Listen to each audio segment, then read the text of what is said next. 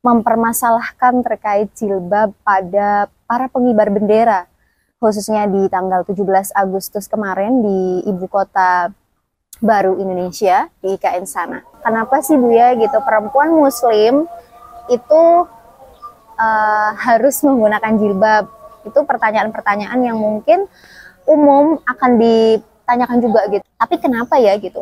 Muslim sendiri mewajibkan perempuan itu menggunakan jilbab. Tingkat keimanan seseorang tidak bisa kita nilai dari busananya ataupun jilbabnya gitu. Ya kan? Terkait iman siapa yang tahu teman-teman? Buku dengan kenyataan yang ada di lini kehidupan kita.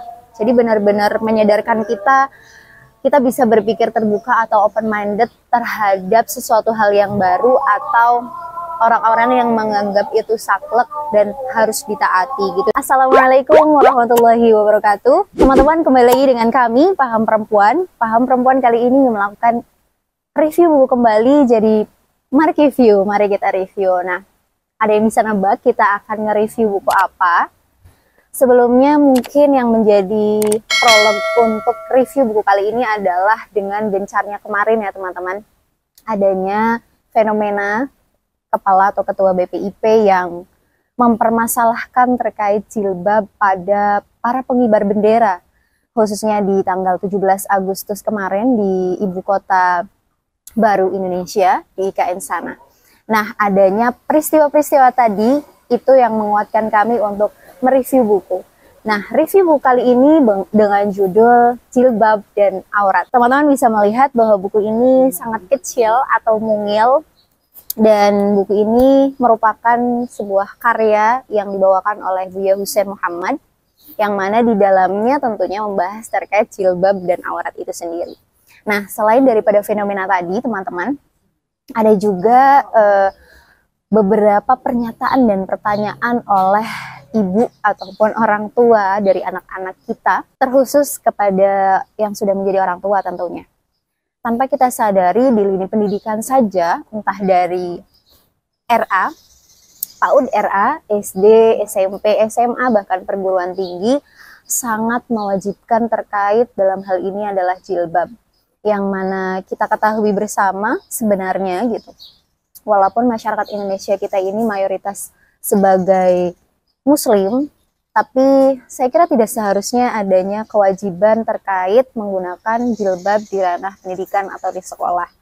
Nah, mari kita bahas terkait jilbab dan aurat ini teman-teman, karena di lini pendidikan itu sebenarnya tidak ada pernyataan atau instruksi wajib terkait penggunaan jilbab di sekolah. Jadi itu yang menjadi pengantar kita untuk mereview buku kali ini. Nah, buku ini berjumlah 150-an, walaupun ini kecil ya teman-teman. Tapi ini sangat minimalis dan bisa dibawa kemana saja. Mungkin kalau teman-teman mau ngebacanya bisa sekali duduk ataupun bisa berkala gitu. Jadi walaupun di sini kecil dan di dalamnya itu 150 halaman, teman-teman bisa kok satu persatu meluangkan atau membacanya itu dengan beberapa ritme atau jeda-jeda tersendiri gitu ya. Jadi nggak langsung saklek ngebaca ini dan kita langsung bisa ngerti, karena seperti yang kita tahu sosok Buya Husein Muhammad adalah seorang pemikir dan menjadi pahlawan perempuan hari ini khususnya di Indonesia. Beliau juga amat sangat mengejarkan isu-isu perempuan dan sangat peduli terkait perempuan. Jadi apa yang beliau utarakan di buku-bukunya atau di karya-karyanya itu memang memberikan bukti-bukti nyata, yang mana dalam hal ini adalah Al-Quran dan hadis teman-teman. Jadi di dalamnya ini banyak sekali potongan-potongan ayat suci Al-Quran dan hadis-hadis, bagaimana beliau menyampaikan terkait sejarah definisi dari jilbab ataupun aurat itu sendiri, yang mana melansir dari Al-Quran dan hadis tadi.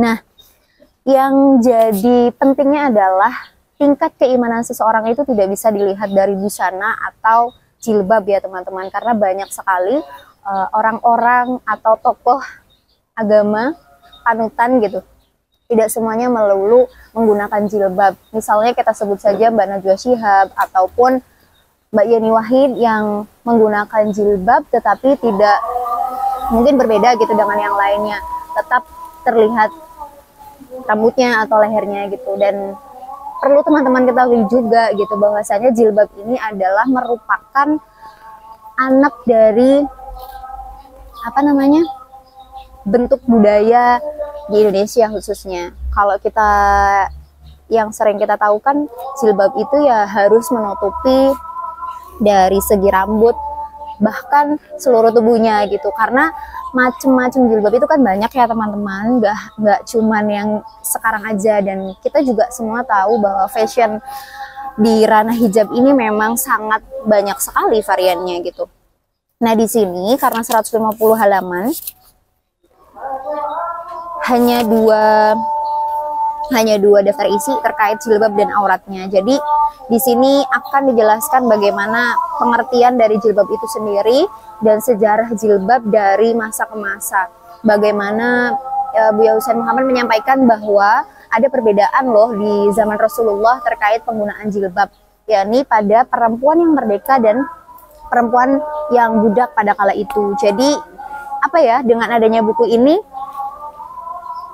saya pribadi sangat senang karena pertama bentuknya ya tentunya mungil dan imut ini, jadi bisa kita bawa kemana-mana dan ini bisa masuk di beberapa tas kecil yang kita gunakan untuk bepergian gitu. Dan kedua, buku ini mengajak kita semua untuk tidak mudah menyalahkan atau menjudge atau bahkan menghakimi orang lain, karena yang kita tahu dari buku ini setelah dibaca itu, oh ternyata jilbab itu tidak sesaklek itu ya, harus menutupi seluruh tubuhnya atau bagaimana gitu. Karena orang-orang dulu juga tidak sekikuk hari ini ya orang-orang menggunakan jilbab gitu teman-teman. Terus di sini juga dijelaskan terkait aurat. Kami dari Paham Perempuan, ya saya khususnya ya, ketika sowan ke Buya Husain Muhammad pernah juga nih melontarkan, kenapa sih Buya gitu perempuan muslim itu harus menggunakan jilbab? Itu pertanyaan-pertanyaan yang mungkin umum akan ditanyakan juga gitu oleh kepada Buya Husain Muhammad gitu. Dan Buya juga melontarkan di situ, iya ya, sebenarnya istimewanya perempuan itu di bagian mananya gitu? Apakah di mukanya, di badannya, atau bahkan di rambutnya gitu. Dan semua orang tahu pernyataan bahwa rambut itu adalah mahkota dari seorang perempuan. Tapi kenapa ya gitu, Muslim sendiri mewajibkan perempuan itu menggunakan jilbab?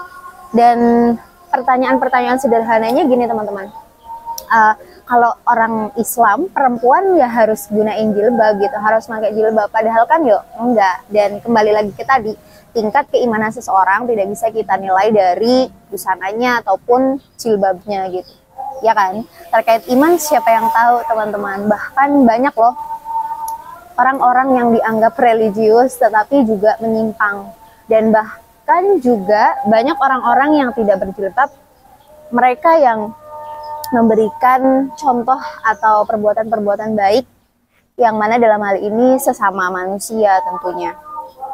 Seperti itu. Dan buku ini saya kira tidak hanya dibaca sekali terus udah gitu ya, tapi benar-benar gimana mendalami buku dengan kenyataan yang ada di lini kehidupan kita. Jadi benar-benar menyadarkan kita bisa berpikir terbuka atau open minded terhadap sesuatu hal yang baru atau orang-orang yang menganggap itu saklek dan harus ditaati gitu sih teman-teman. Dan buku ini juga mengajarkan ya tadi moderat, tidak mudah menghakimi orang lain gitu. Karena kalau kata Buya atau ada beberapa aktivis yang bilang kalau melihat orang lain itu jangan dilihat dari apa yang dia pakai, tapi melihat dengan sisi kemanusiaannya. Bagaimana orang itu memperlakukan sesama manusianya gitu, apakah dia baik atau sebaliknya gitu. Dan kita juga tidak bisa menyimpulkan secara langsung ya teman-teman bahwa orang yang nggak pakai kerudung itu nggak solihah, ataupun orang yang menggunakan kerudung itu ya solihah gitu. Dan di bab kedua di sini juga dijelaskan terkait pengertian aurat. Dan Buya itu di sini menyampaikannya memberikan ayat-ayat Al-Quran dan hadis itu tidak hanya menyampaikan saja, tapi beliau juga menyampaikan bagaimana asbabun nuzulnya, bagaimana asbabul wurudnya. Jadi benar-benar kita itu mengetahui gitu, nggak langsung makan secara mentah-mentah terkait apa yang dilontarkan oleh orang-orang dan kenyataan di kehidupan kita sekarang. Seperti itu teman-teman.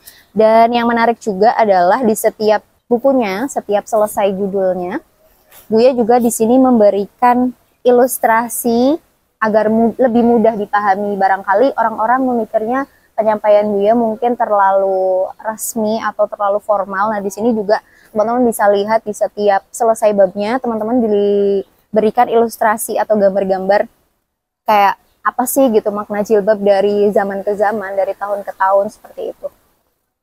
Dan yang paling penting adalah kita sebagai manusia yang hidup di dunia ini tahu ya, Tuhan itu tidak menilai orang dengan segala macam apa yang kita pakai, tetapi kita semua sama di hadapan Tuhan, baik itu Islam ataupun non-Islam. Jadi jangan merasa paling benar atau paling baik di antara manusia yang lain, seperti itu teman-teman. Dan di sini saya sampaikan juga ada hadis yang mengatakan, hadis riwayat Sahih Muslim, Buya menyampaikan bahwa sesungguhnya Allah tidak melihat pada rupa kalian, tidak juga pada harta kalian, tetapi Tuhan melihat hati kalian dari amal-amal kalian.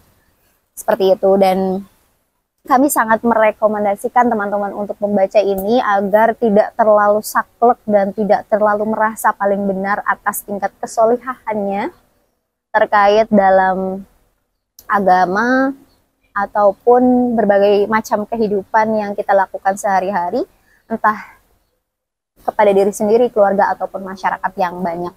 Dan teman-teman bisa mendapatkan buku ini di Instagram, di Umar Rahmah Store. Teman-teman bisa nge-DM langsung ataupun via WhatsApp, karena penerbit dari buku ini adalah ada Umar Rahmah, Napisef, dan Aksara CV 1.